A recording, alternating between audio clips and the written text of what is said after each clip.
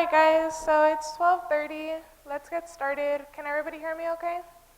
Yeah? Alrighty. How's finals week going so far? Good? Bad? Alright. Well, you have your final tomorrow for chemistry, 1A. It is cumulative, so it will be chapters 1 through 4 and 6. Since we barely spent any time on 6, and I think it's really important because it kind of carries on throughout like the rest of your chemistries, I'm going to do the review backwards. So we're going to start with chapter 6, work our way through those problems, make sure that you guys understand them, because in Chem 1B you will definitely be needing to know how to do Hess's law and those types of problems. After that, we're going to go through chapters 4 and then 3.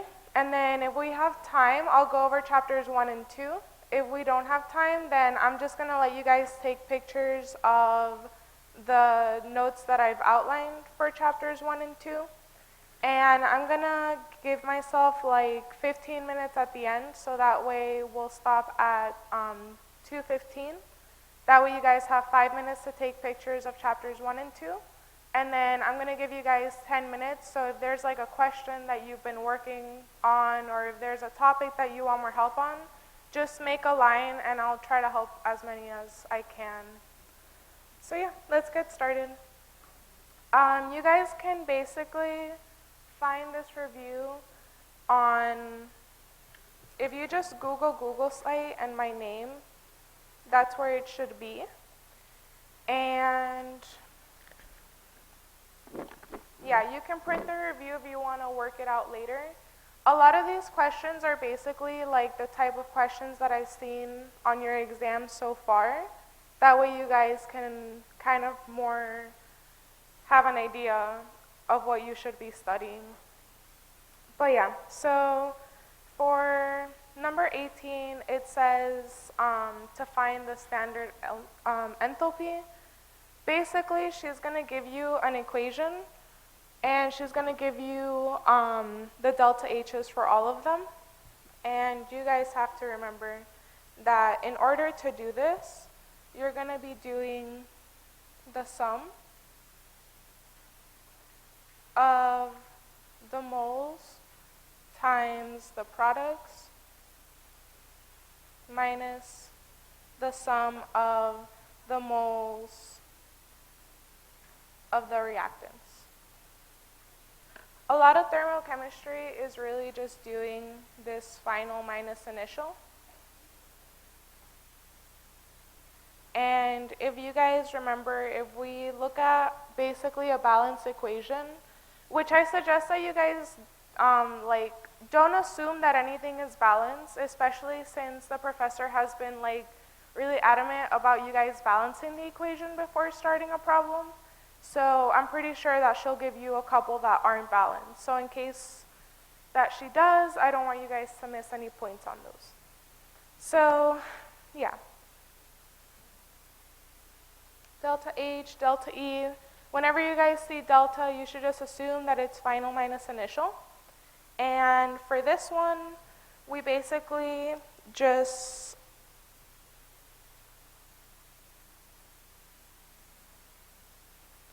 you want to plug in the number and then multiply by how many moles there are.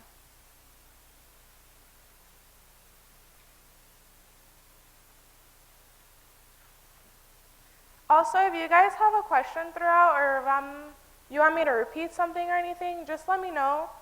Since I'm going to be having my face down here, then I'd rather you guys just yell it out that you can't hear me or to move it up or something.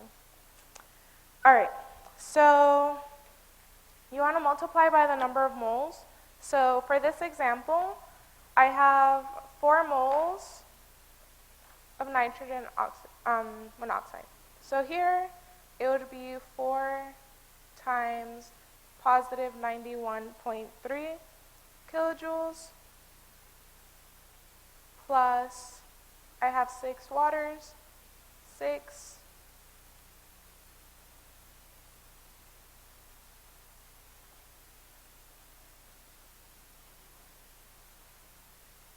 times a negative 241.8 And then you want to put this in brackets.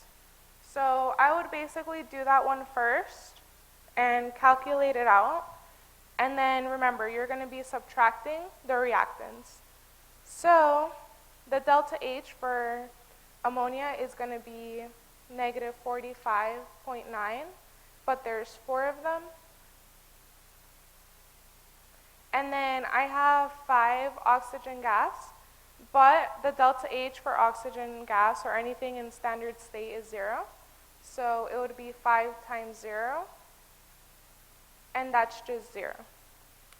So when you guys do this number, this should give you negative 1,085.6 kilojoules minus negative 183.6 kilojoules. You want to make sure that you're minding your signs here. So you would basically input this as negative 1,085.6, and then this becomes like a positive sign.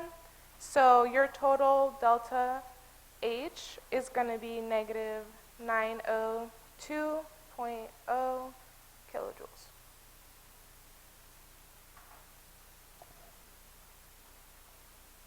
Again, if you guys get to the exam and she doesn't tell you that oxygen, like O2, is 0, that's something that you guys should know. It just means that anything in its standard state, the delta H is going to be 0 for it. And always do products minus reactants. You're always doing final minus initial here. All right, any questions on this one? All right, and also your final is really like calculator heavy, so if you haven't been really practicing the problems, just try to make sure that by tonight, since your final's tomorrow, you make sure that you know how to do all of the functions with them. That way you're comfortable with it. All right, so let's move on. Did anyone else need it? All right. There you go.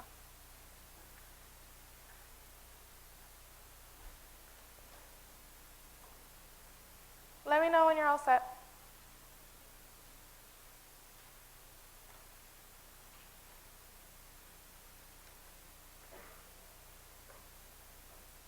We good? All right. So this is going to be a Hess's law problem. I know that we kind of went over it, kind of rushed in class, but again, you guys need to understand what the process of this is. So basically what we're doing with Hess's law is we have a reaction, right? And we want to know how much heat is going to be evolved or basically made for this one.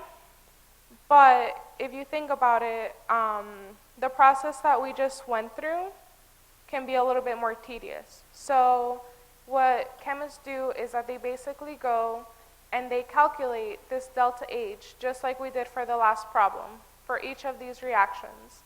And once they have each of these reactions, they just compare it to one reaction. So when you get to the exam, these 3 may be first or this one may be first. You may have 2 reactions, you may have 1 reaction, you may have 3. The point is that you know the delta H's for these 3.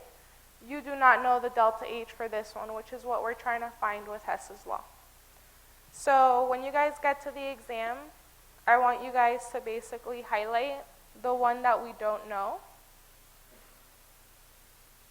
And it may seem like a simple step, but it's kind of crucial in terms of what we're actually doing. All right, so I look at my first equation, right? And I basically cover the rest of them for right now. And I see what they have in common. So I have a CH3 here, I have a CH8 here, and I have a C3H8 here. So I want to make sure that I highlight it.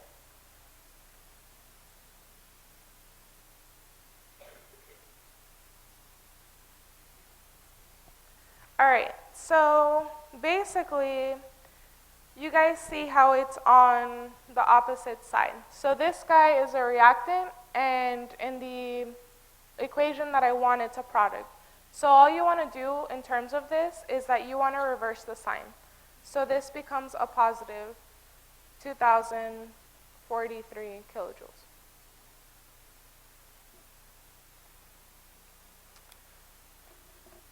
Once you use one of the reactants or products, you can't use it again. So we're done with that one so far. And I'll just make a little side note here for you guys. So if the reactant is now a product or vice versa, you just want to flip the sign. All right. So let's go on to the next equation. So here I see what the two have in common, and I see that both of them have carbon, so I want to circle it. I have 1 carbon here, and I have 3 carbons here. So now the process that you want to be thinking is, how can I go from 1 carbon to 3 carbons, and you just want to multiply by 3. So I'm going to multiply this whole value by 3. I'm not going to change the sign because this is a reactant and this is a reactant, and we only change the signs when a reactant becomes a product or when a product becomes a reactant. So when I do that calculation, it should give you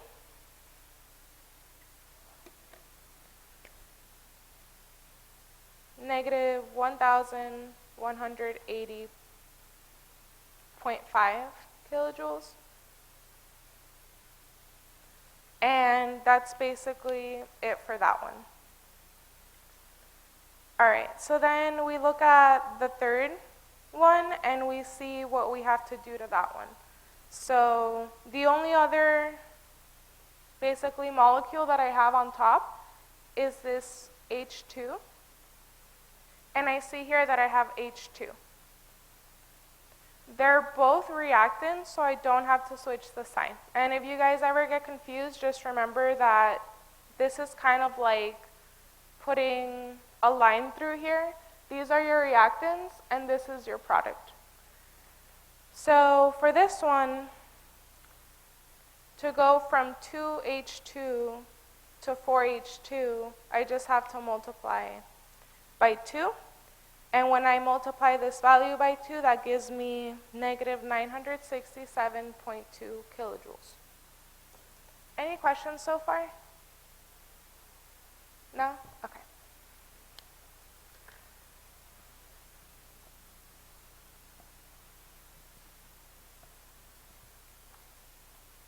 All right, hopefully that's better. So after you do that, it's really simple. You have all of these values, and then you just add them up. So you add this 2,043, this 1,180, this 967, and when you do all of that, that should give you negative 104.7 kilojoules. Is this going to be an endothermic or an exothermic reaction? It's going to be exo, good. So it's going to be exothermic because it's going to release heat. For Hess's law, I know that a lot of people were like freaking out about it. Again, she can't really give you like 3 Hess's problems on the exam, so you'll probably get 1. But this is the same like mentality that I want you guys to have when you guys are doing the actual standard formations in Chem 1B. So yeah, any questions on this one? Yeah. I'm sorry, could you speak up a little bit? Okay, that's a really good question. So basically, the way that you know it's releasing heat is because this is negative. So whenever you see a negative, that means that it's releasing heat. So basically, you could either gain heat or release it. If you're gaining, you're basically going to have that plus sign, and if you're releasing, you just have that negative. That's the best way you could think about it. All right, any more questions on this one? Okay. So let's go on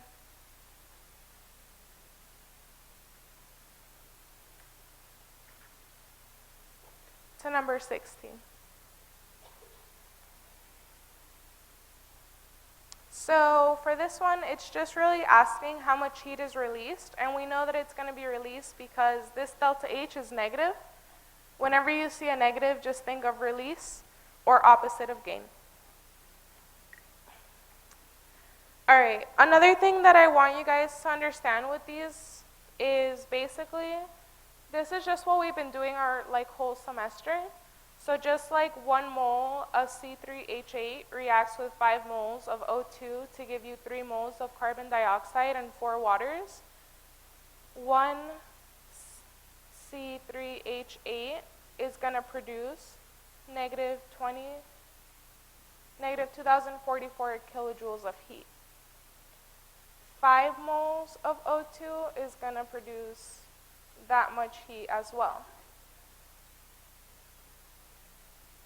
3 moles of carbon dioxide is also going to produce the same amount of heat. And my 4 moles of H2O is going to produce the same amount of heat.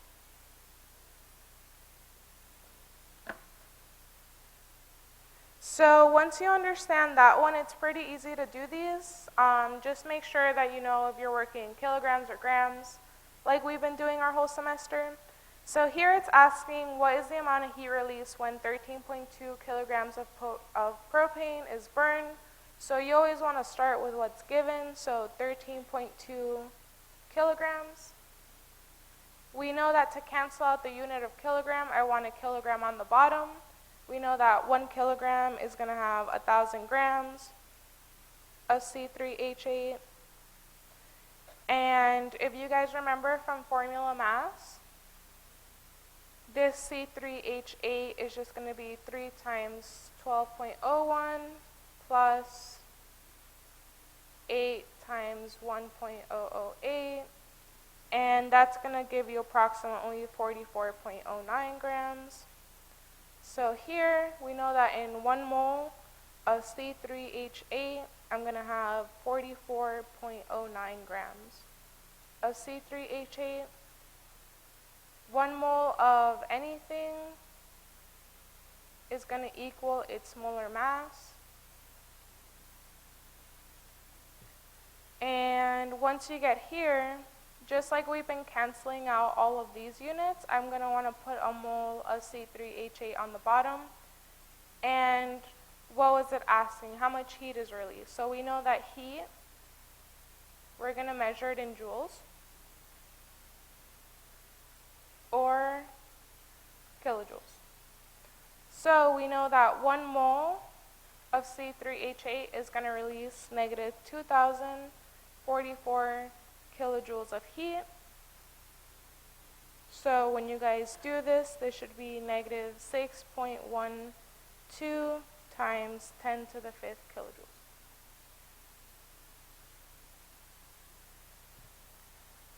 I'm only showing you this example because this is the example similar to the one that she went over in class, but you guys have to remember that it's basically all stoichiometry. So that 5 moles of O2 is going to give you the same amount of heat.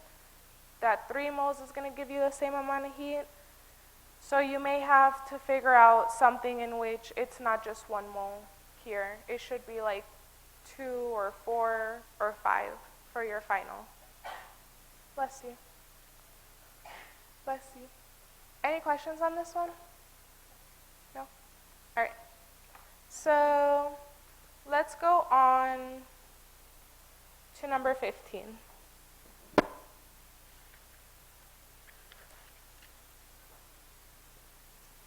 All right.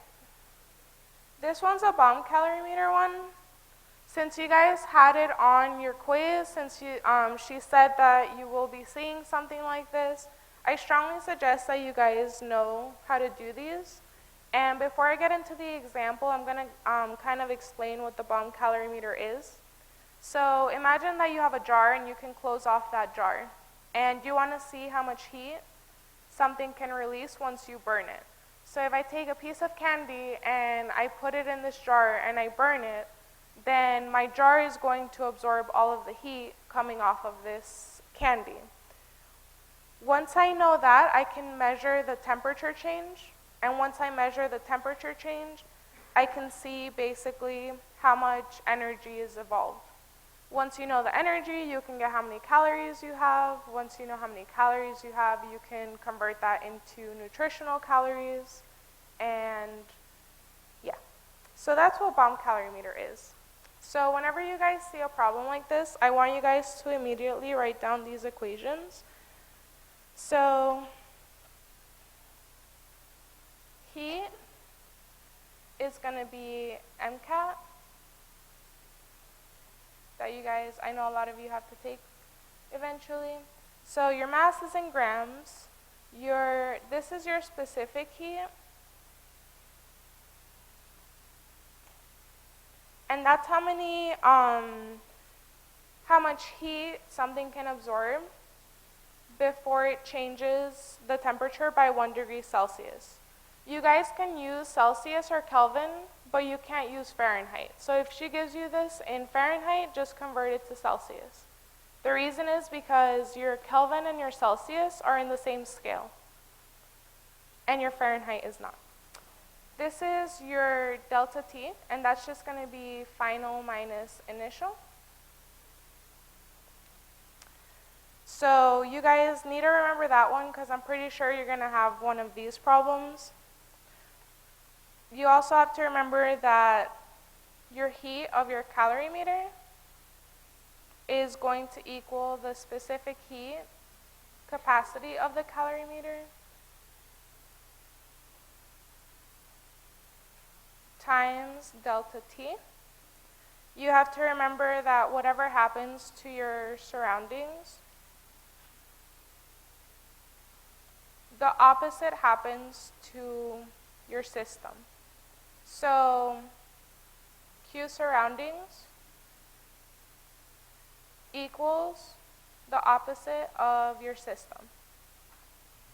So if your system is losing heat, your surroundings is gaining it. She may ask you a question on the exam in which she asks you how much heat is something gaining, and she can ask you either the system or the surroundings, and you guys should be able to do both. So write that one down. And this one, I know that she gave it to you on the slides, but you guys didn't really see where it was coming from. So the change in the energy of your reaction is going to equal the heat of your reaction over your mole of your system. So these are all the formulas that you guys have to kind of know going in. Again, I just make mnemonics for them because that's the easiest way to learn them. So MCAT, this is just CAT. Whatever happens to your surroundings, opposite happens to your system. And this one, just write it down until you basically get it memorized. So for this one, we're basically combusting a sample. And I tell you guys the molar mass, I'm pretty sure she will too. So it's combusting in a bomb calorimeter. It tells you the specific heat capacity, and it says that the temperature rises from 25.87 degrees to 38.13. So step one, write down all the equations that you need to know. Step two, just find what delta T is because it's going to be a lot easier.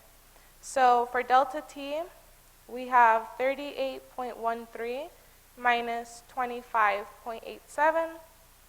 That's going to give you approximately 12.26. Once you have this one, you can plug it in here. So for Q calorimeter, the specific heat we said was 5.17 or 5.73. Yeah, sure, thanks. That's going to be 12.26. Once you do that calculation, that should give you approximately 70.2498. And remember, this is the heat for your surroundings. So you just want to do the opposite for your reaction. So going back to this one, it's going to be the same number, just basically a negative sign. So your heat for your reaction is just negative 70.2498.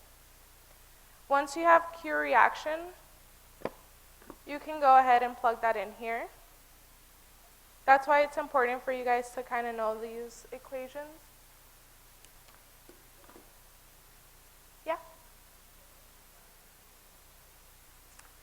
That's a really good question. So for bomb calorimeter, the one that you guys want to use is this CAT, not the QMCAT. That's the tricky part. So basically, we don't know we know the specific heat capacity just of the calorimeter. We don't know the specific heat capacity of the sample, so we can't use it. So when you guys have bomb calorimeter, just make sure that you're using this one and that you're using C times delta T. Good question. So now that you have your Q of your reaction, you can go ahead and plug it into your delta E, which is negative 70.2498. However, we need the mole of the system, and I have 1.55 grams of C6H12, so I just want to convert that to moles. So 1 mole of anything is its formula mass, which is 86 grams for this case. That should give you 0.018 moles of C6H14. You go ahead and plug this guy in here. So 0.018. That whole thing should give you negative 3,902.77 kilojoules per mole. So yeah, don't use MCAT for this one because you can only use MCAT if you know the specific heat of your sample. And since you don't know the specific heat of your sample, you're only given your specific heat of your bomb calorimeter. You have to use that C times delta T. Yeah.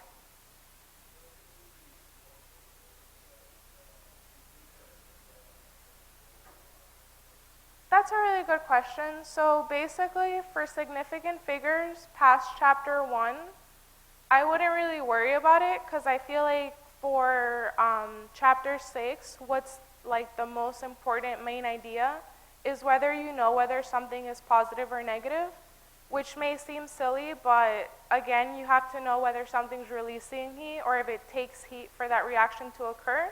So that way in your next chemistries, everything makes a little bit more sense. So for sig figs, again, I really wouldn't worry about it.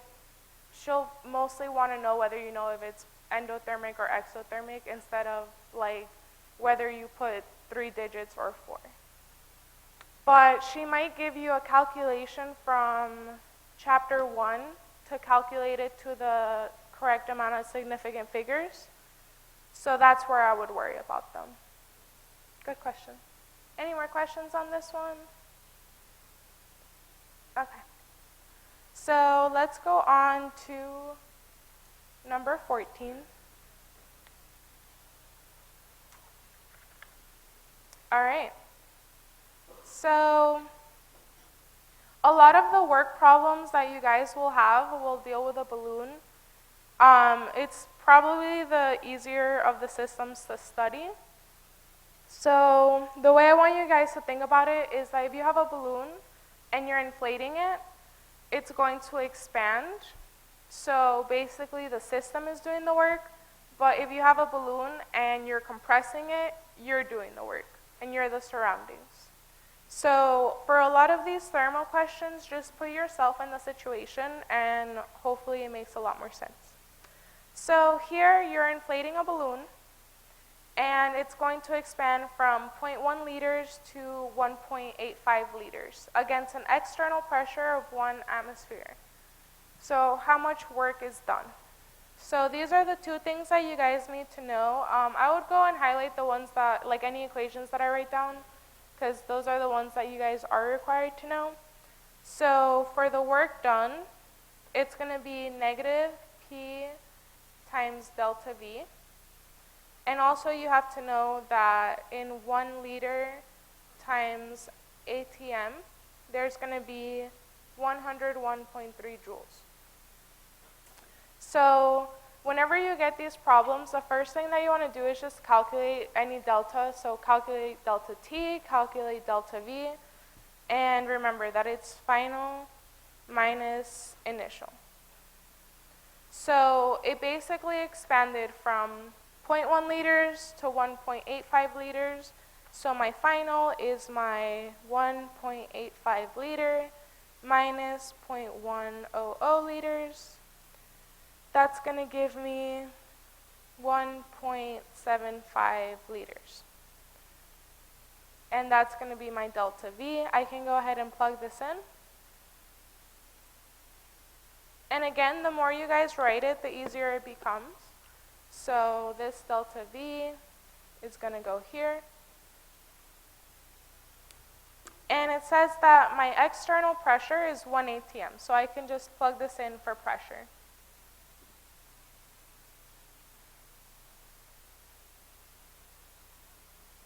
So the total work done is going to be negative 1.75 liters times ATM. However, whenever you see work done from here on out, like nobody knows what liters times ATM is. So we're just going to convert it to joules. To cancel out any unit, you want to divide by it. And I know that in 1 liter times ATM, that will cancel. And I know that in 1 liter, there's going to be 101.3 joules. So once you guys finish that one, you just calculate it, and it should give you negative 177 joules.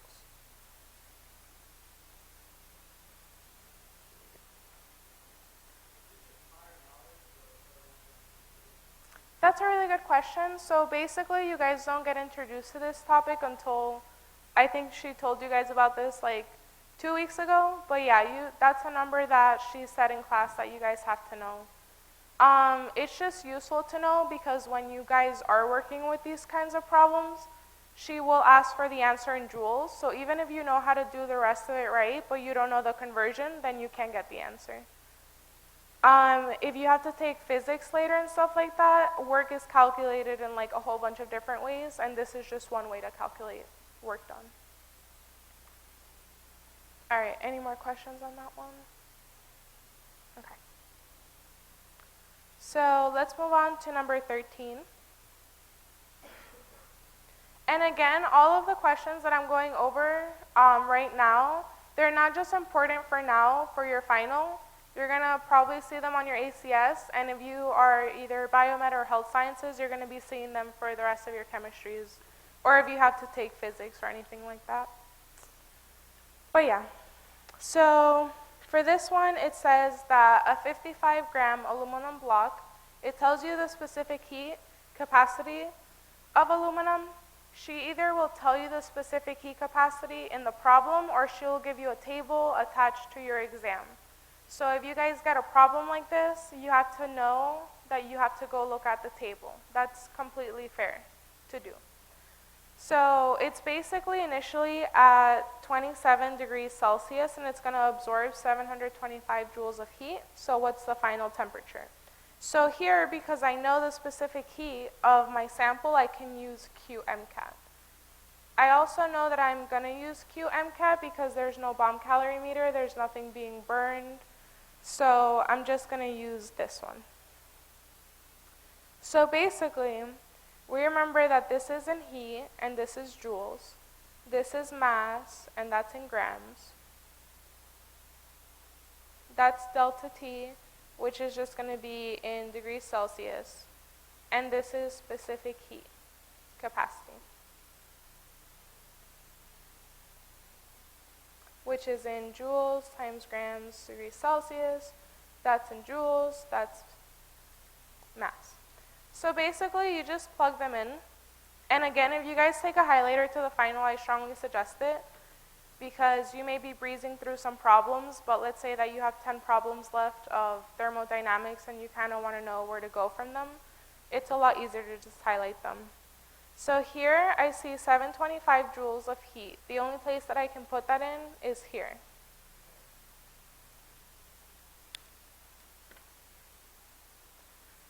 Also, just remember that delta T is final minus initial. So I also have my initial temperature of 27 degrees Celsius, and I can plug that in here. I also have my specific heat capacity, which is 0.9. That's going to go here. And lastly, I have my mass, which is 55 grams. Just to make a note, when you guys have kinetic energy, because I'm not sure if she's going to want you guys to know that, that's the one that's half of mv squared. This mass is in kilograms. That's the only time where you want to use kilograms instead of grams. Even though kilograms is the SI unit, which is what we use in science, you just want to use grams here. Another way that you can remember that is that your specific heat capacity is in grams, so obviously this has to be in grams. So now I just plug in the numbers, so 725 joules is going to be 55.0 grams times 0.900 joules grams times degrees Celsius times, I don't know what my final temperature is because it's not given to me and that's what the question is asking for. So once you guys do that calculation, you're basically going to have this 49.5 TF equals 725. So you divide this by 49.5 and your final temperature is going to be 14.65.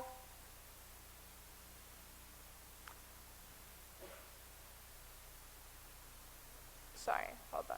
Minus 27. So when you multiply 55 times 0.9, you're going to get this 49.5. Then you're going to want to divide that first. And then your final temperature is going to be 42.15 degrees Celsius. So multiply these two, you're going to get 49. Divide by that 49.5. Once you have that, you just bring this negative 27 over, and that should give you a positive 42.15 degrees Celsius. That's going to be your final temperature. So you might get one like this, or you might get one that's like an equilibrium problem. So she'll tell you what's the final temperature of this block of aluminum if I place it in water. And here, if it is an equilibrium problem,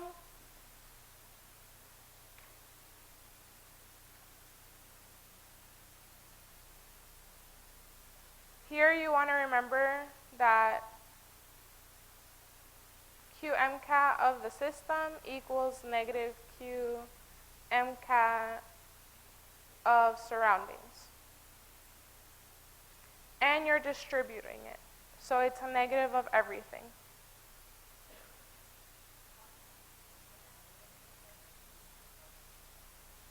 Okay, so basically once you divide this guy out here,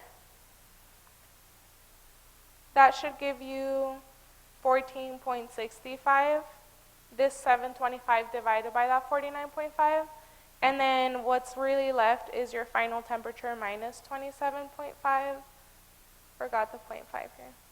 So then here you just basically add it to this guy, and then that should give you 42.15. Does that make sense? Alrighty, so basically for this one, and I'll draw up to this step again. Are we okay with this step so far? Okay, if you divide 725 by 49.5, that's going to give you 14.65. This is going to cancel, and then you're just left with your TF minus 27.5.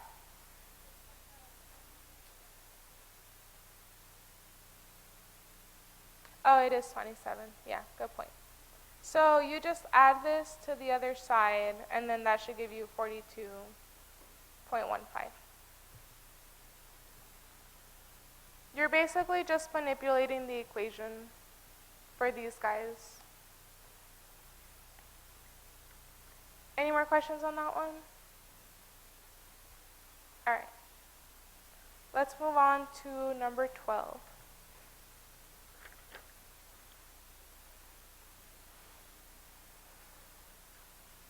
All right. So for this one, it says that you're basically burning a fuel, and that's going to perform 855 joules of work and release 1,422 joules of heat. What's the change in internal energy? This is another one that you guys have to remember. So delta E equals Q plus W. That's going to be heat. That's going to be work. And this is your change in internal energy. Internal energy is just the amount of potential energy plus kinetic energy that a system has. So what you guys have to remember is that energy is going to be the capacity to do work. Your potential energy has to deal with the position or composition of your system.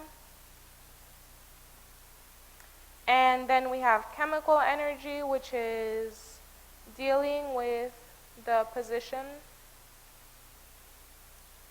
of your electron and your nuclei.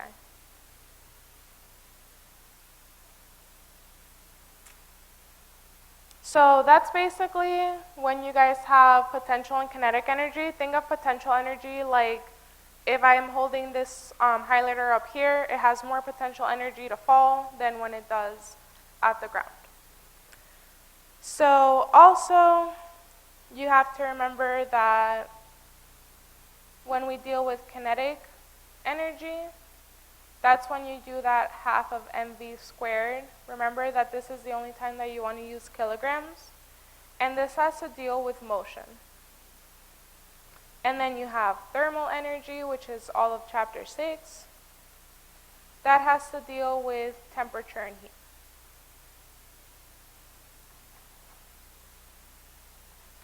Other concepts that I want you guys to remember, and this is really for everything. Everything is really conserved. So mass is conserved, energy is conserved. So conservation of mass, you can't create or destroy it. The only thing that you can do with energy is basically transfer it, which is why when your system gains heat, your surroundings lose heat. All right? And then just remember that the change in internal energy is all the kinetic and potential energy.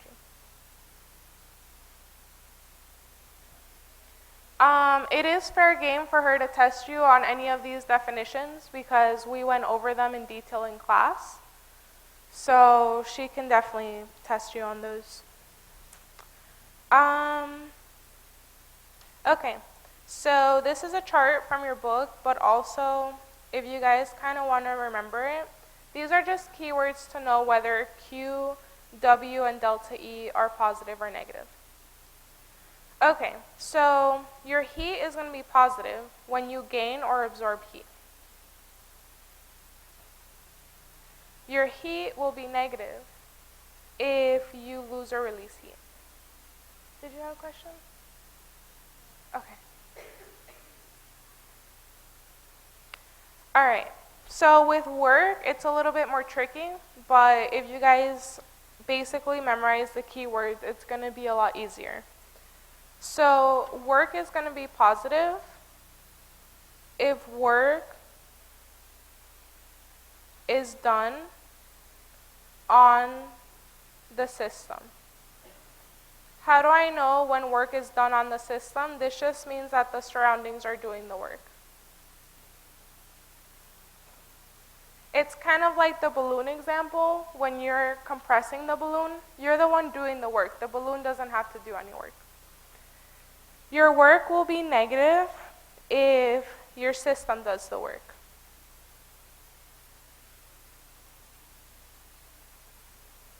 So basically, when your delta E is positive, that's going to be gaining, and this is going to be called endothermic. When it's negative, you're going to be losing it, and that's going to be exothermic.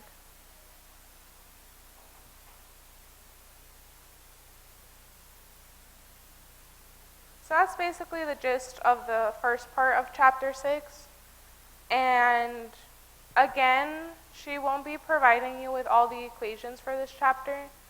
She will be providing you guys with the whole, whether something's soluble, all the polyatomic ions. You guys don't have to memorize that, but for this one, you guys should.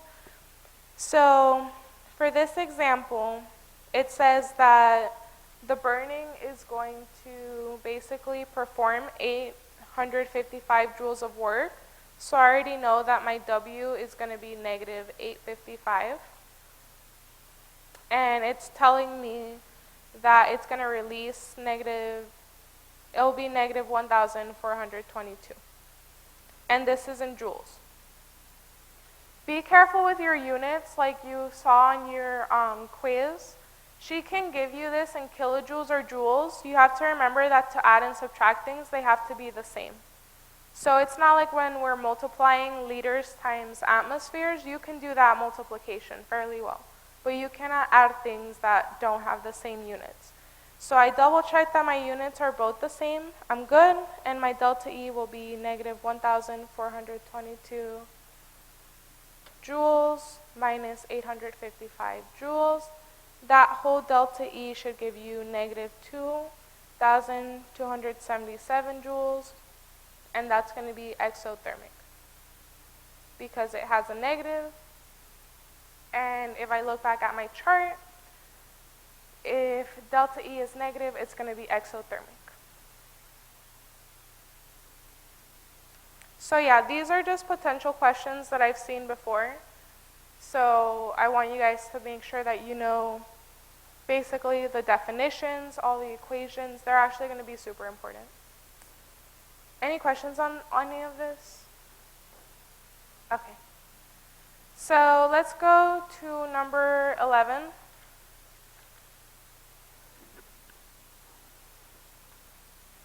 All right. So this is going to be a redox reaction example. Yes, you do need to know this, unless this is your last chemistry class, because in Chem 2, you have a whole section directed basically for electrochemistry. So please make sure that you know these concepts. So it says that solid lithium and oxygen gas combine to form lithium oxide. So we know that lithium is +1. We know that oxygen is -2. When they come together, that should be your reaction. You want to make sure that it's balanced. So here I have 2 oxygens. I need 2 oxygens here. Now I have 4 lithiums. I'm going to need 4 lithiums here. With balancing, it just gets easier with practice. So if you are worried about the balancing part, like balancing in time, just make sure that you go through that before the exam. Okay, so you guys basically have to memorize the rules for assigning oxidation state.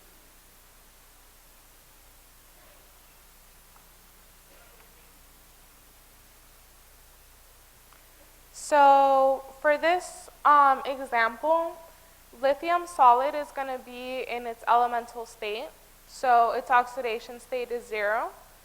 Oxygen gas is O2. It's going to be in its elemental form. It's going to be 0. However, when I get to this guy, I want to assign them separately. For redox reactions, we don't worry about coefficients, which is the number in front, but we do worry about subscripts. So for this one, lithium is a metal, so we have to assign it first due to the rules. Lithium is going to be a group 1A. So its oxidation state is going to be +1. So I'm going to put +1. That is going to be the oxidation state of lithium. However, I have 2 of them, so that's going to give me a +2. We know that this is going to be an ionic compound. Whenever you have an ionic compound, the overall charge has to equal 0. So the only way to get from 2 to 0 is to subtract 2. So that means that oxygen is going to be -2. So please remember that this is the sum of the oxidation states, and these are the oxidation states. Also, I need you guys to remember that the oxidation state does not equal the charge. So like oxygen will form a -2 charge. When it's with water, and now we're talking about oxidation state or oxidation number, hydrogen is +1, oxygen is -2. However, if we have H2O2, this is going to be a +1 and that's going to be a -1. So the oxidation state or number can change, but the charge cannot. Professors really like asking that because a lot of students don't really pick up on it because it's not something that you really think about. So for redox reactions, we want to see what's changing. So I have lithium and I have oxygen. My lithium is going from 0 to +1. And I'm going to say it in as many ways as I can so that way when you guys get to the exam, it's like ingrained. So you're basically going up in oxidation number. This means that you're oxidized. To be oxidized, to be more positive, you have to lose your negativity. So you have to lose electrons. My oxygen goes from 0 to -2. This means that that's down in oxidation number. To go down in oxidation number, you have to gain negativity, and you're reduced. If you guys want to remember oil rig or Leo goes Gur, however you guys want to remember it, but you guys should remember it because again, once you get to chapters 17 or 18, this is literally all that you're going to be doing. So, if lithium is oxidized, it's because oxygen oxidized it. So this is going to be the oxidizing agent. If you guys don't want to remember that, then just remember that whatever is reduced, it's the opposite agent. So this guy is going to be oxidized, so it's going to be the reducing agent. She can ask you on all different platforms, she can ask you which one loses electrons, she can ask you which one gains electrons, which one's gaining oxidation number, which one's reduced, which one's oxidized, which one's the agent. So I would make sure that I tie in all of these concepts because again, you will be seeing it for Chem 2 as well. It doesn't go away. Also, I want you guys to remember, because a lot of professors like asking what kind of reaction is this. If it's a precipitation or an acid base, it's not going to be a redox. So That should hopefully help you in terms of if she asks you which one is not a redox reaction. Just look for the one that's a precipitate or the one that has an acid or a base, which we will be talking about more. Any questions on redox reactions? Yeah.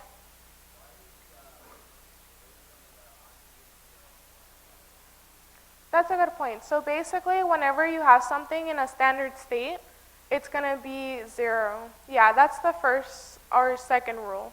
So that's why I want you guys to look at the rules more carefully, because to me, I have like a different thought order as to like how I remembered them. So just look at the rules, but if you think about it, if like there's just oxygen in the air, then it's just going to be at its standard state. So for standard state, your oxidation number is 0, and if you think back to the enthalpy of formation, like delta H, that O2 was also a 0. So whenever something's in standard state, it's a 0. All right, any more questions? Yeah.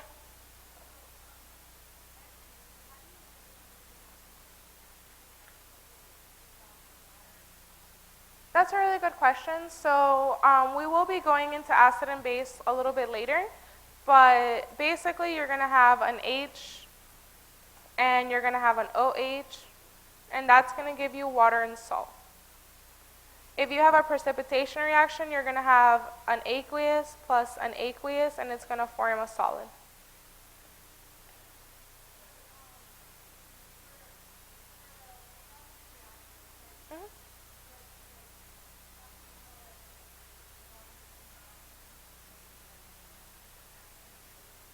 That's a really good question. So basically, with redox reactions, something has to be reduced and something has to be oxidized. So if you actually go through and do the oxidation states for a precipitation or an acid-base reaction, nothing is reduced or oxidized. That's why it's not a redox. But yeah, that's a good question. Any more questions on redox reactions before we move on? All right. Yeah.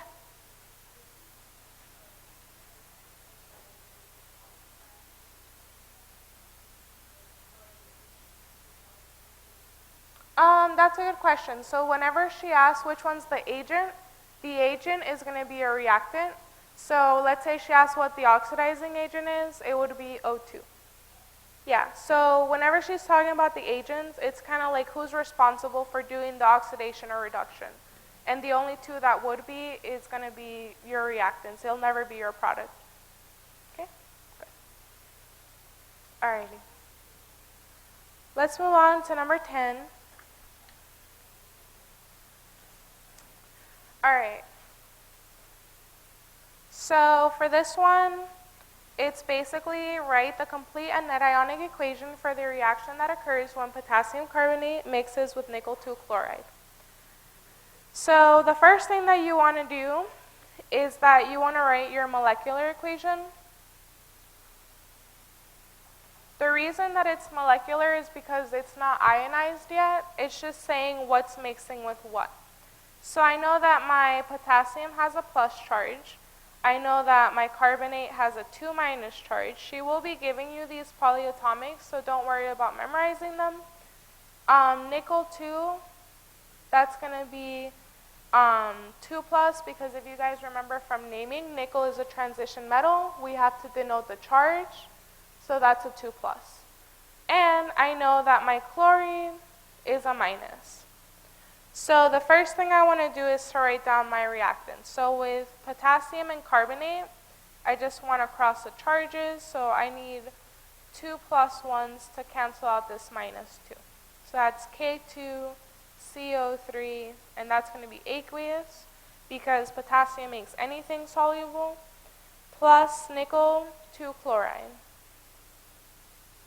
That's nickel and chlorine. We know that this is going to be aqueous. So when they mix, again, I'm going to explain it in like a broad range so you guys can kind of have more tools when you're on the exam. The outside ones will mix and the inside ones will mix. So if you want to do that and just kind of write that down and then write the rest of your equation, that's good. But let's see why this is happening here. So if I have a positive charge, I can only interact with a negative charge. So my potassium here will already have combined with my carbonate, so it's going to want to combine with the only other negative charge in the solution, which is my chlorine. The same thing goes for nickel. Nickel has already combined with chlorine, so it's going to want to combine with carbonate. So when you guys write this equation out, it should be KCl, because this potassium and this chlorine are mixing. They both have a +1 and -1. They'll cancel out. Plus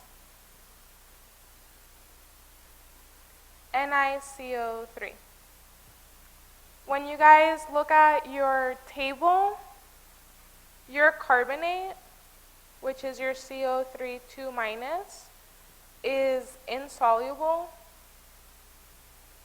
unless it's with lithium, sodium, potassium, or ammonium. Since nickel isn't in any of these, I know that it's insoluble. If something is insoluble, it is a solid, it'll clump together, and that's what we call our precipitate. So I'm going to put a solid. Again, when you guys are on the exam, I would suggest I use highlighters, but if you want to box it in, you keep this together. This does not dissociate from now on. You keep it together because it's a solid. It'll clump together. It's not just going to magically dissipate in water. So once you do that, you want to make sure that it's balanced. So here I have 2 potassiums. Here I only have 1 potassium. So I want to make sure that I put a 2 here. Then I have 1 carbonate. I have 1 carbonate on my right side. I have 1 nickel. I have 1 nickel. And then I have 2 chlorines. I have 2 chlorines. So this is balanced. Make sure that it's balanced, or else your spectator ions are going to cancel out, and you're going to think that it's not a precipitate reaction when it is. So yeah, so your molecular equation, please balance it. So then we can write the complete ionic.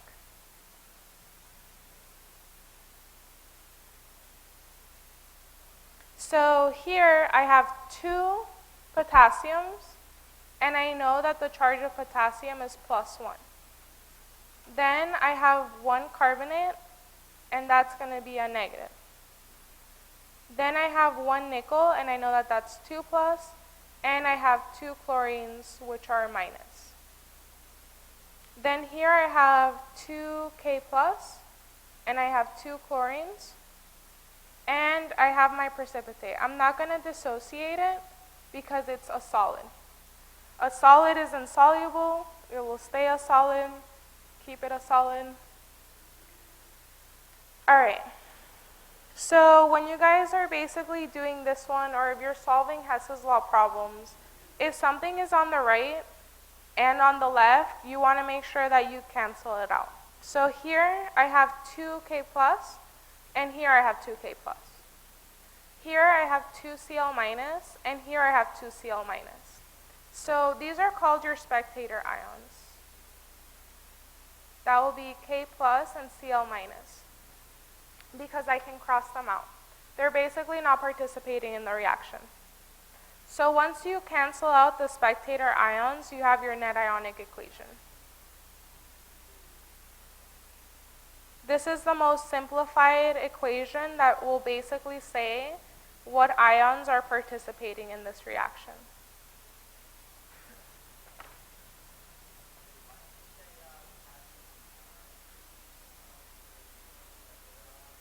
That's a good question. So basically, potassium and chlorine are going to be spectator ions because on the right side I have 2K+, and on the left side I have 2K+.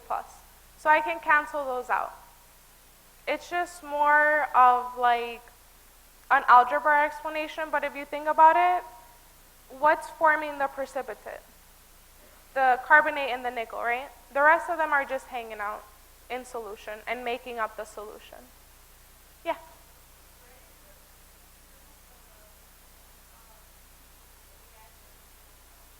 over here? That's a good question. So over here, I look at this guy and I have 2 potassiums and I only have 1 carbonate. Because that CO3, you treat it as one entity. So this CO3, I keep it together, but I have 2 potassiums. So I want to make sure that I denote that over here. Does that make sense? Exactly. So over here, we have it as a subscript. So I have to put it up here. Here, I have it as a coefficient, so I have to multiply it as well. Either way, they're going to tell you how much atoms are basically there. So in either way, I have 2 potassium ions, so I want to make sure that I denote that. Make sense? Okay. All right, any more questions on precipitation reactions? Again, you guys are given polyatomic rules, the solubility rules. Just make sure that you look at the chart and you feel comfortable using it, because they may seem easy until you get to the final, and then if you don't know how to use it, then there goes a couple questions. All right, let's go over number 9. Okay, so this is going to be one that says, what volume of a 0.15 molar nitric acid will completely react with sodium carbonate? So I'm going to give you guys the equation so we have time to kind of get through all of it.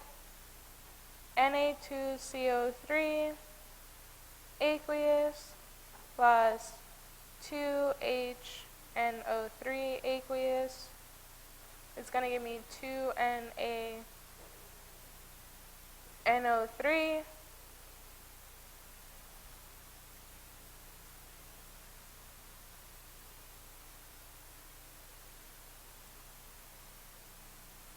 Okay, for this one, this is an example of a gas evolution reaction because there's gas being formed here.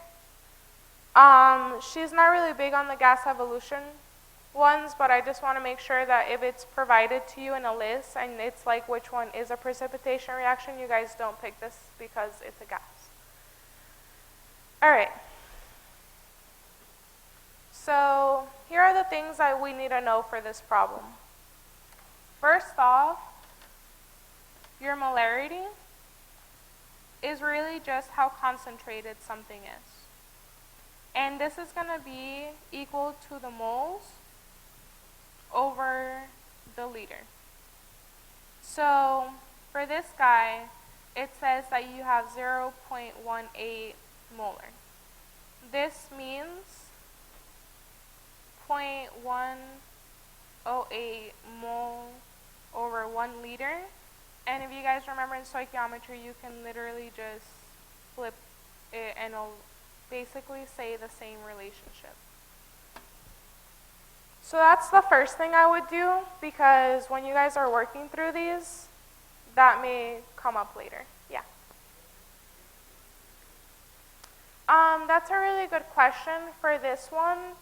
For this particular example, I would say yes, because that CO2 and that H2O actually comes from carbonic acid, which then further dissociates. But since she didn't really go over that, of like how the gases dissociate, then she would give you this equation.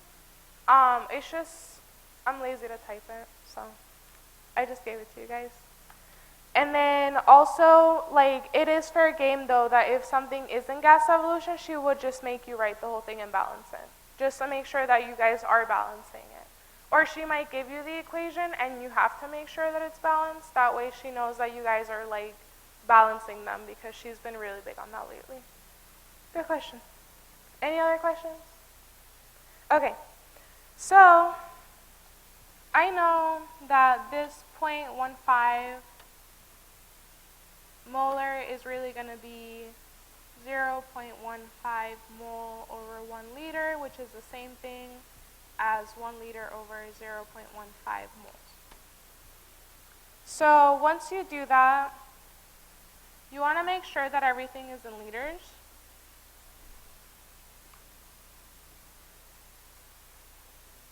Because with molarity, we can only work with liters. Later on when you guys do Chem 2 lab or basically any other lab, you will be using millimeters just for like precision, but for now we're just converting everything to liter. So for this sodium carbonate, I know my volume and I know my concentration, so I'm going to start with it. So make sure that everything's in liters and you start with what you have the most information with.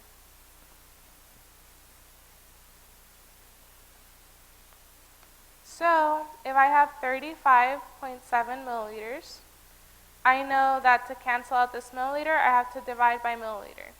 I know that I want to get to liter. So 1 liter has 1,000 millimeters. So this should give you 0.0357 milliliters of Na2CO3. Yeah, good. Sorry about that. So it's in liters. So that's basically what I start off with. So 0.0357 liters of Na2CO3, because that's the information that's given to me. I want to cancel this out with liters of Na2CO3. And I kind of look to see what I have. So I know that I have this guy. So I can go ahead, plug him in here. So 0.108 mole of Na2CO3 is going to be, I can cancel this out now. Now I want to divide by mole of Na2CO3. Whenever you guys get to a problem and you're like, where do I get the moles from, and you have a balance equation, just look at the balance equation and see where you can go from there. So here I have 1 mole of Na2CO3, and that I get from this part. And I want to know how much nitric acid I have. So 2 moles of HNO3. That will cancel out my unit. Then I want to cancel out my moles of this HNO3. And I see what other basically relationship I have. So I can use this guy. And I'm going to highlight where everything is coming from, because I know like a lot of professors, they'll go and then you look at your notes and you don't know where anything came from. So that's where that comes from.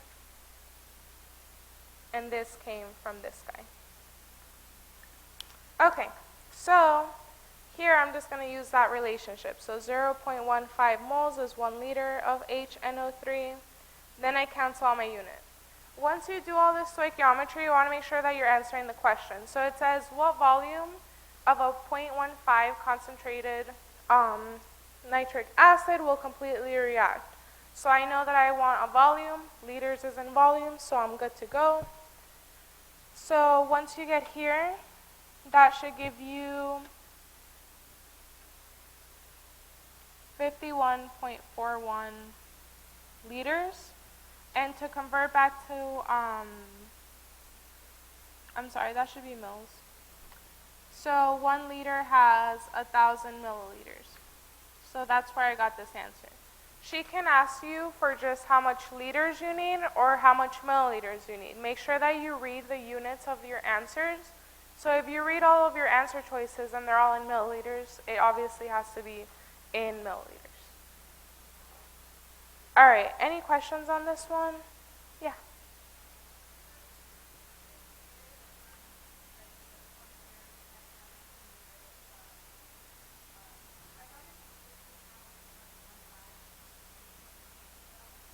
Okay. That's a good question. So basically, since we're just doing division and multiplication and we want to use significant figures, so you're right in terms of this being 2 sig figs here. So the answer may very well be this one. But for these problems, she wants to just make sure that you guys know how to do the stoichiometry and how to set up a balance equation instead of whether you guys are like looking into sig figs. The thing with professors is that once they're making their exam, they are making sure that they're using the right amount of sig figs in their answers. Unless you guys have to figure out how many sig figs are in something. Then she'll basically asks you to calculate it to the correct amount of significant figures. But yeah, good question. Any other questions on this one?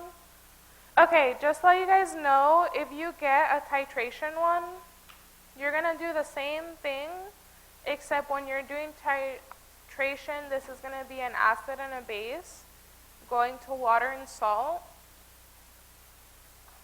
A salt is just an ionic compound, which is going to be a metal and a nonmetal. Okay. So when you guys are doing a titration, and this is especially important for Chem 2, basically your mole of your acid is going to equal your mole of your base only at equivalence point.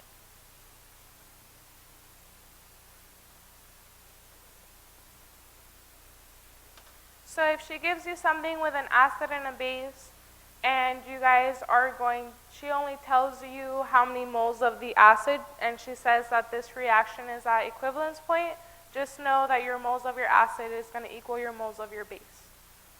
Only at equivalence point. So if you guys don't see that keyword equivalence point, then don't use that one. But I saw a couple questions in your textbook about it, so I just want to make sure that in case she decides to pull one of those out instead of one of these, that you guys are prepared for it. All right, any more questions on this one? Okay.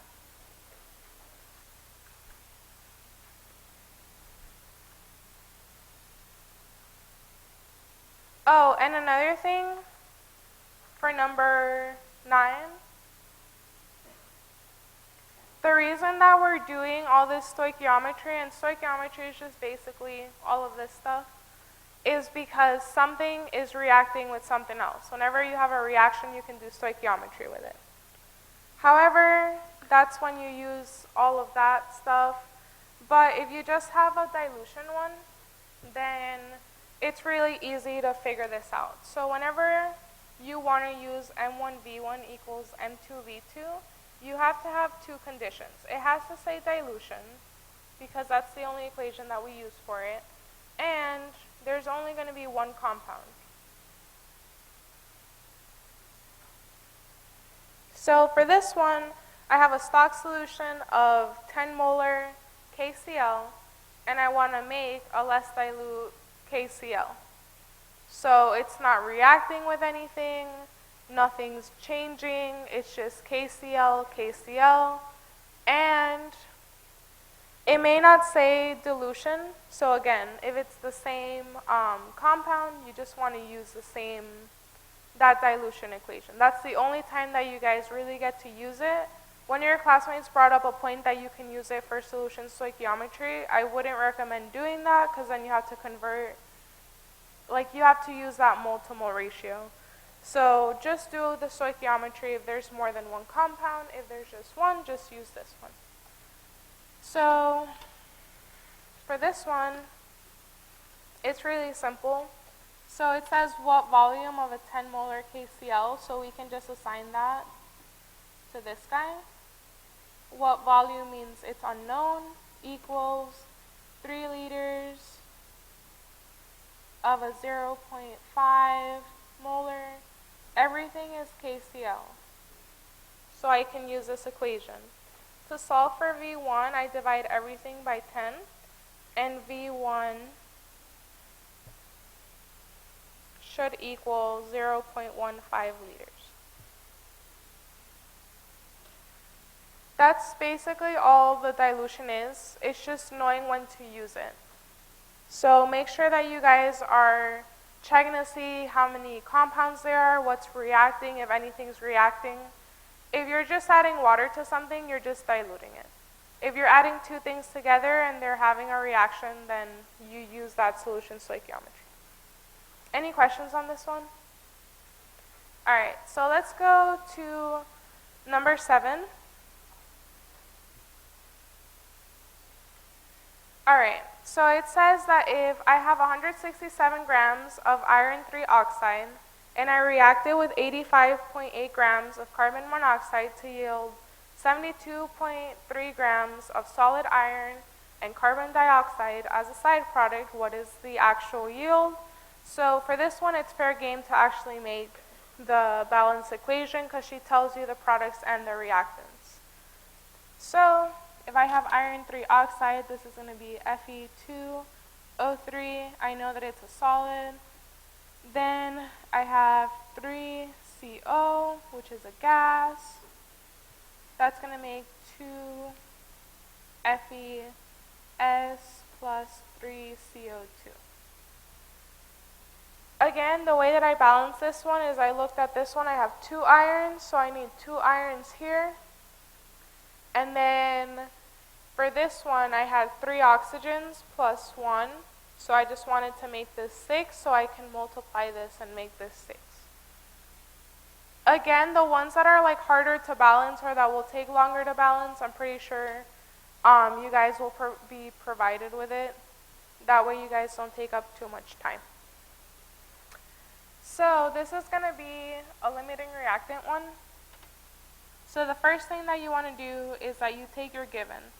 So I have 167 grams of iron 3 oxide.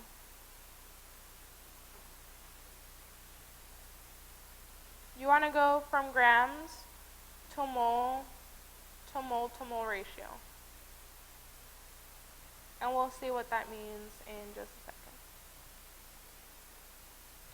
Okay, so 1 mole of anything is going to be equal to its molar mass. So that's going to be 159.7 grams.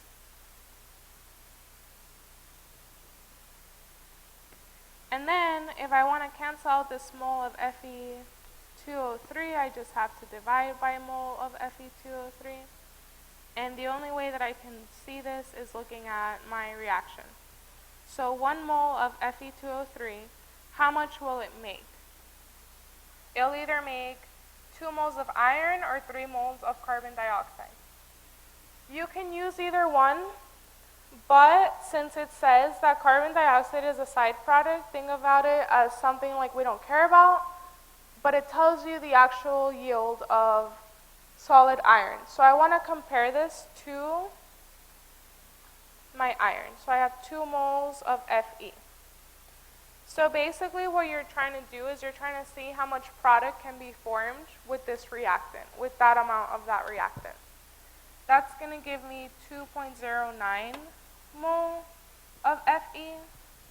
I do the same thing for my other reactant. So I have 85.8 grams of CO, 1 mole of CO is going to give me 28 grams of CO.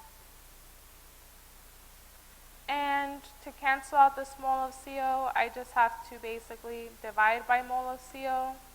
The only other way I can compare this is to compare how much of each will it make. So 2 moles of Fe, and that's going to be 3 moles of CO2. So 3 moles here, 3 moles here, 1 mole. This is like an imaginary 1 here. Once you do all of that, this one will give you 2.04 moles of Fe. This will give you the least amount of product. Therefore, CO is the limiting reactant. I know this is going to be simple, but I want you guys to just always remember that your reactant is on your left, and then they become products. So if she asks you for a limiting reactant, do not give her a product. Don't say 2.04 moles of Fe. You're going to say this CO here.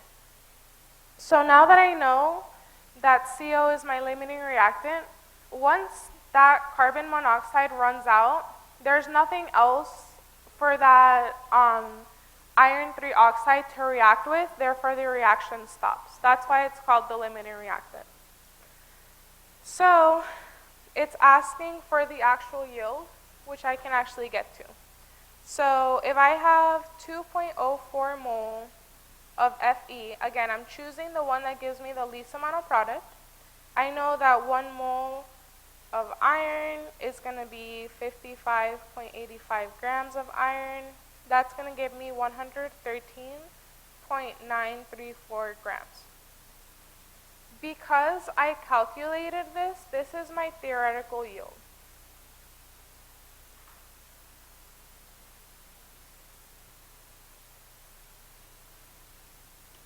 So once I have my theoretical yield, I can find actual yield because there's a formula that you guys have to remember. So my actual over theoretical times 100 is going to be my percent yield.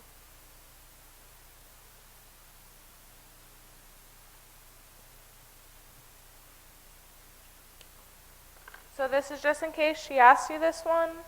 So the actual yield is how much they tell you is made. This is something that chemists basically do. They'll say how much is actually made. So it's yielding 72.3 grams of iron, which I know is my product, therefore I can plug it in. So my actual over my theoretical, which was 113.934 grams, equals 72.3, just wrote that one. It's going to be 63.46%. You're multiplying this by 100 because it's a percent. How do you remember that it's actual over theoretical? I just remember that A comes before T in the alphabet, and that should help you guys out. So yeah, you're basically trying to see the actual, like how much percent is yielded. So you did all this stoichiometry, you say that 113 grams of iron is going to be made, and then you actually do the reaction, and you only get 72 grams. So you basically got only 60% of what you thought you would have. Again, conceptual questions are totally fair game. It's just to make sure that you guys know what's going on. Yeah.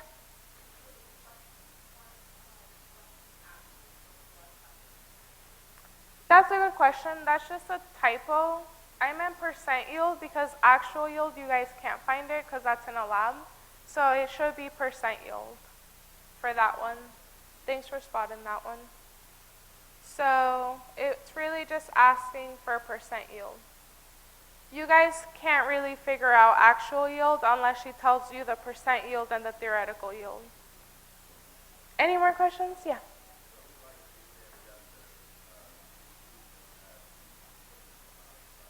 Exactly. Yeah, so it's basically the one that gives you the least amount of product means that it ran out first. That way it limits the whole reaction because once it runs out, there's nothing else it can combine with to make more product, right? So once you do that, you just use the rest of the formulas. Again, if she asks you what's the theoretical yield, you can tell her. But if she asks for percent yield, she has to give you the actual yield in the problem, or else you can't find percent yield, because that's two unknowns. Good question. Yeah.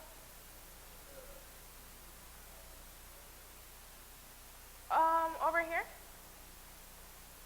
That one?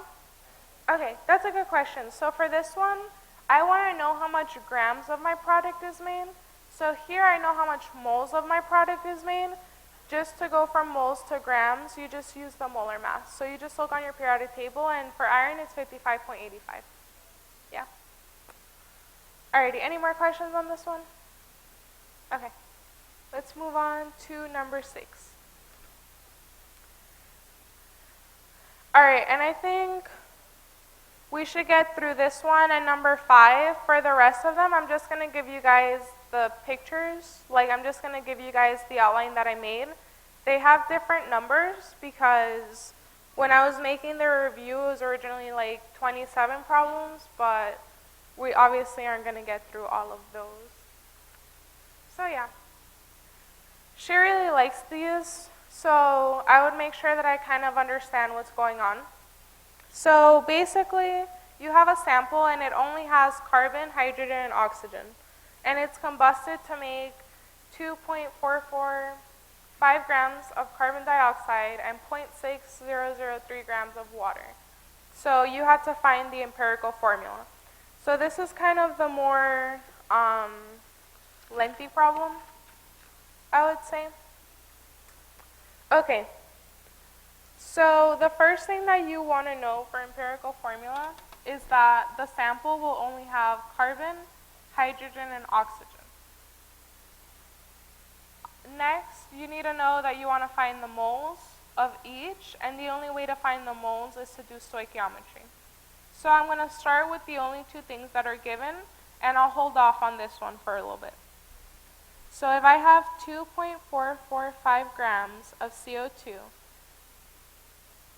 and I want to cancel that unit out, I have to divide by grams of CO2. That's going to give me 1 mole of CO2. In 1 mole of CO2, I look at the periodic table. I know that carbon's 12. I know that oxygen is 16, so that's going to be 32 plus 12, which is 44 approximately. And to cancel out this mole of CO2, I can divide by mole of CO2. And in 1 mole of CO2, I have 1 mole of carbon. So you may be asking why we did that. We want to find out how many moles of carbon there are so I can plug that into this formula. Because again, we're trying to find the empirical formula. So once you do that, that should give you 0.05556 moles of carbon. Alright, then I go to see how many moles of oxygen I have. So I have 0.6003 grams of H2O. In 1 mole of H2O, I'm going to have 18 grams of H2O. And in 1 mole of H2O, I have 2 moles of hydrogen. So make sure that you guys make that distinction, or else you guys are going to waste your time about 3 or 4 minutes on this problem and you're going to get it wrong. So again, 1 mole of CO2 has 1 mole of carbon. 1 mole of water has 2 moles of H2. When you guys do that stoichiometry, it should give you 0.0662 moles of hydrogen. Alright, so the reason that I picked how much carbon I have from CO2 is because it's only going to be in CO2. Because if we think about the formula for combustion, this carbon will only appear in carbon dioxide. This hydrogen will only appear in water, but oxygen is going to appear in all of them. So what I want to do once I get to this point is I want to convert back to grams. So 1 mole of carbon, 12.01 grams. 1 mole of hydrogen, 1.008 grams. Once you guys do that, this should give you 0.0673 grams of carbon. This should give you 0.06715 grams of hydrogen. So now that we have grams of each of them, basically, we can use this number. So my sample in total is going to basically weigh 0.8233 grams minus, oh, and that's a 6, sorry, 0.6673 grams of carbon plus 0.06715 grams of hydrogen. That's going to give you grams of oxygen, which is going to be equal to 0.0889 grams. Once I have grams of oxygen, I can convert it to moles. Because again, the only way that I can put in anything into this pseudo formula is to convert it to moles. 1 mole of oxygen, is 16 grams of oxygen. That's going to give you 0.00 0.556 mole of oxygen. Alright, so the steps so far, I wanted to see how much moles of carbon were made, how much moles of hydrogen were made. Once I have these two values, I can see how many grams of each were made. By subtracting the total mass minus these two, I can see how much oxygen is made, and I can convert that to moles. If she asks you as well, like what law we use for this, this is just the law of conservation of mass or matter. So now that I have moles, I can go ahead and plug those into a formula, which is like the pseudo formula. So I go ahead and I plug these values in. But I can only plug in the moles. So do not plug in the grams. That's another tricky part.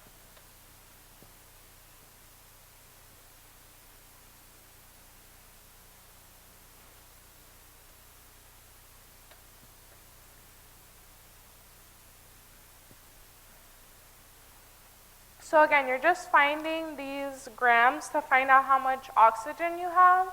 But when you're plugging these back in, you have to make sure that you're using these guys. So you're using moles. That's where you're getting them.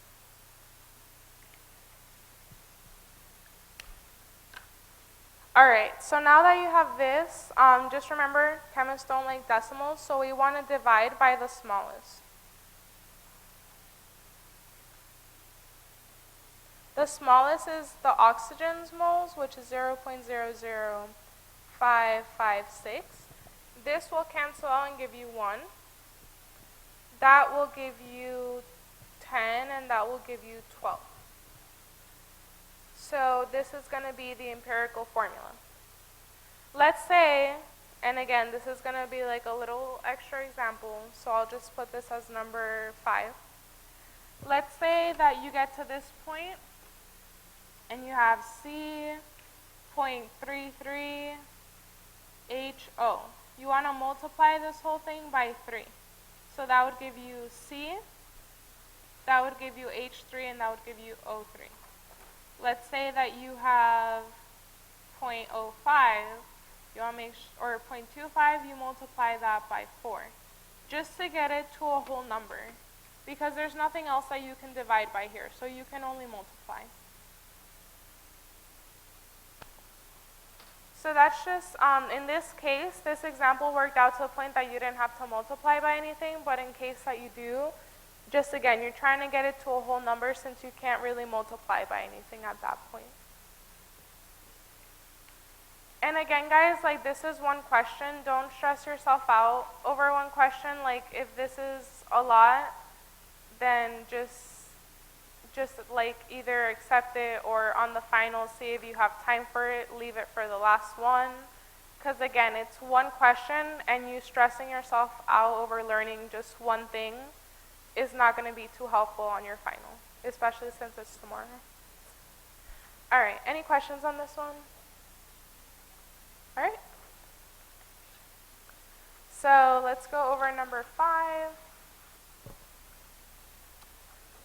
Also, before I forget, so you guys can come take a picture of this later if you want.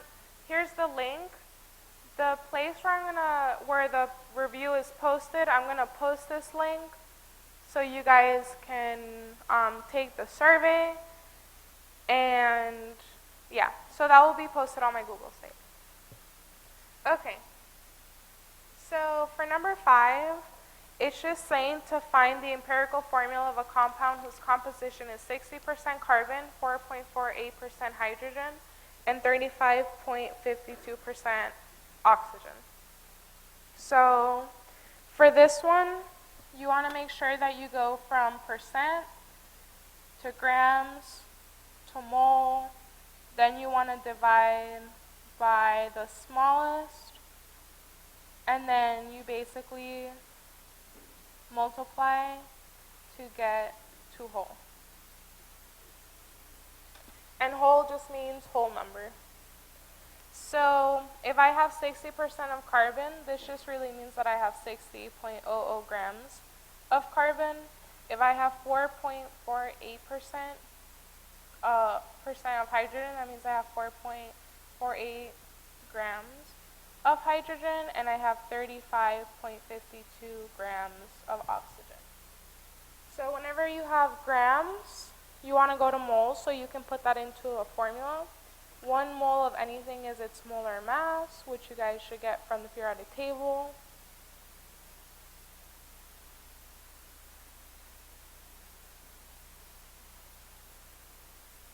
And then 1 mole of oxygen is 16 grams of oxygen.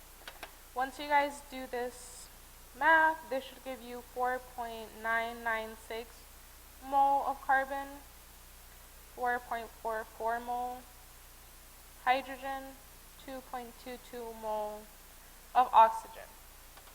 In terms of significant figures, if the periodic table that she's been giving you guys has 5 significant figures, use all of them.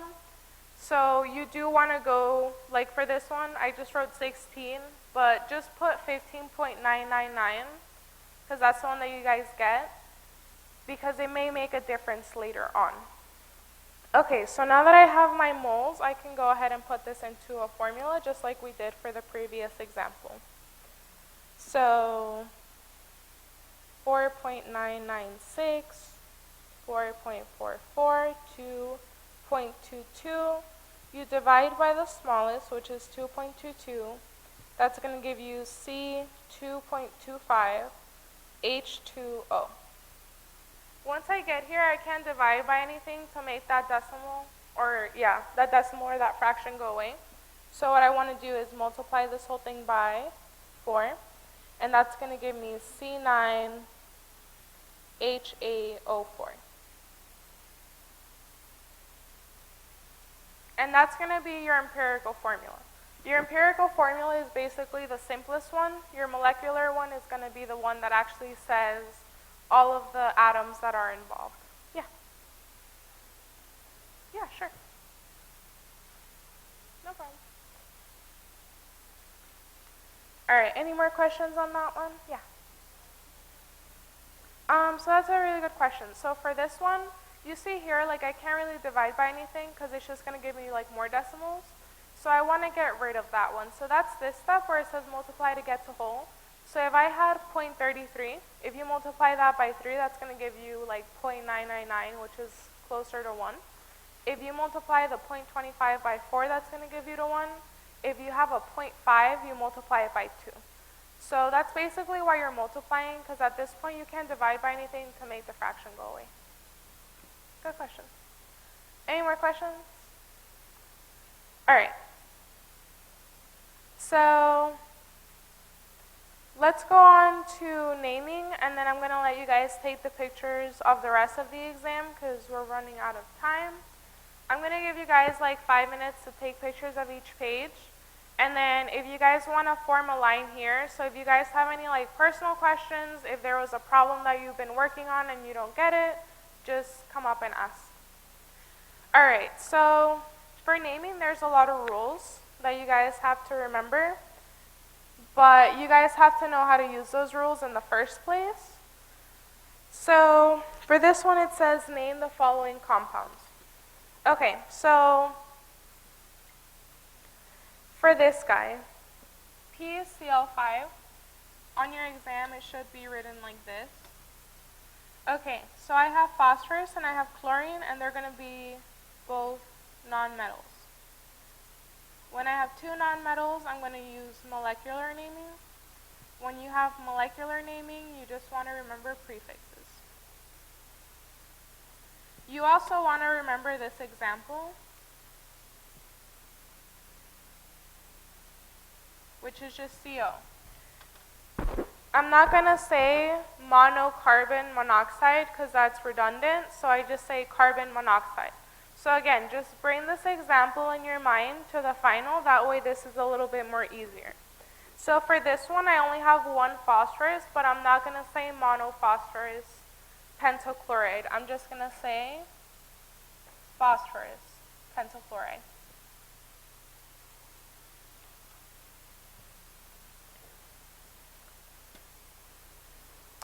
All right, the prefixes that you guys have to remember is mono, di, tri, tetra, penta, hexa, hepta, octa, nona, and deca, which is just 1 through 10. So again, if you guys have two nonmetals, those are the ones on the right, then you use molecular naming. If it's molecular naming, you basically just do prefixes. That's probably the simplest one. All right, so for this one, it's CaO. So I know that calcium is a main group metal. So I'm going to know the charge. I know that oxygen is a nonmetal with a 2- charge. I know that calcium has a 2+ charge because I look at the periodic table. And basically, if it's a main group, you do not use Roman numerals. I'll write that there.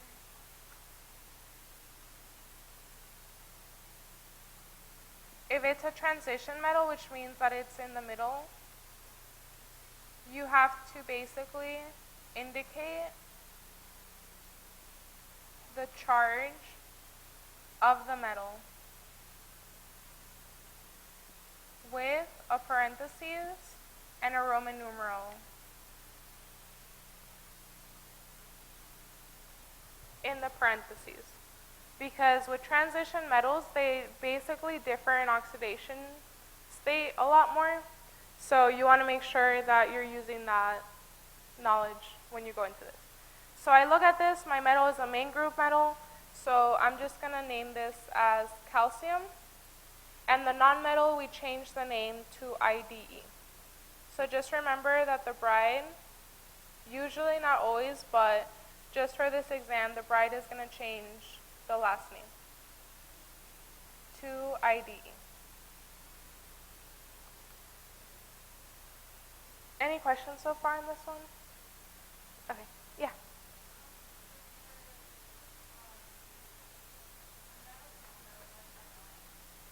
For metal and nonmetal, that's a good question. Yeah, that's going to be an ionic naming. Nope, not for that kind of naming. Alright guys, so since it's already 2:17 and the session ends at 2:30, I'm going to let you guys take pictures starting from page 1. Honestly, I didn't outline the laws and the experiments and the hypotheses because at max she'll give you like 1 to 3 questions, and I don't think it's like worth stressing for it. Again, if you guys just want to go quickly and like outline them, then and you have time for it, then go for it. But yeah, I'm gonna basically zoom it out so you guys have like the full screen, or I guess that's as much as it zooms out. Alright, so that's basically the first part. That's 1 through 5. You guys do have to know density is mass over volume, and that the volume is in cubic centimeters or in milliliters, and that 1 cubic centimeter is 1 milliliter. Alright, that's number 6. I know that a couple of you had questions about sig figs. She'll only ask you about sig figs in this case. So this is kind of like the rules for sig figs, and that's kind of an example, so you guys kind of understand what's going on. And I made little side notes in case. Alright, so for chapter 2, I said to review the different laws and theories. Again, if you guys want to go and just do like little keywords and relate them to the person who said them, that would be a good way to go about it since you guys are a little bit more crunched for time. This is basically how to find protons and neutron number. This is the difference between the ions. What's the difference between a cation and an anion? Alright, when you guys get to your exam, you guys have the periodic table. I would make sure to basically like outline that because it's going to be a lot more helpful. Then number 10 is how to find the atomic mass. And honestly, you guys can find the atomic mass by just looking at the periodic table. So when you guys look at the atomic mass for copper here, it would literally be 63.55.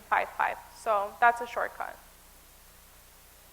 And then you convert it to the decimal. You make sure that you check your answer with the periodic table. For this one, it's finding the number of atoms in 3.89 grams of copper. And the next page will show you how to do that.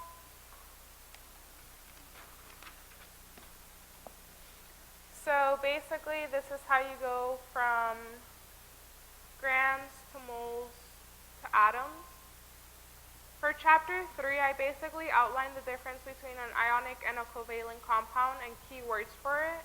So for example, if she asks you what kind of compound has a lattice structure, you know it's ionic. And then that's basically how to go from empirical to molecular. And just remember that structural is the one that shows you the most detail because it shows how the bonds are basically made. This is basically what we went over in the first part of the naming. That's going to be C for naming. Again, chromium is a transition metal. You want to indicate the charge. And then this is basically the last page. And that's the rest of the naming ones. So if you guys want to come up here and take more pictures, if you guys want to form a line to ask me specific questions, you guys can do that. And remember, I'm going to be posting the survey link. Good luck on your finals.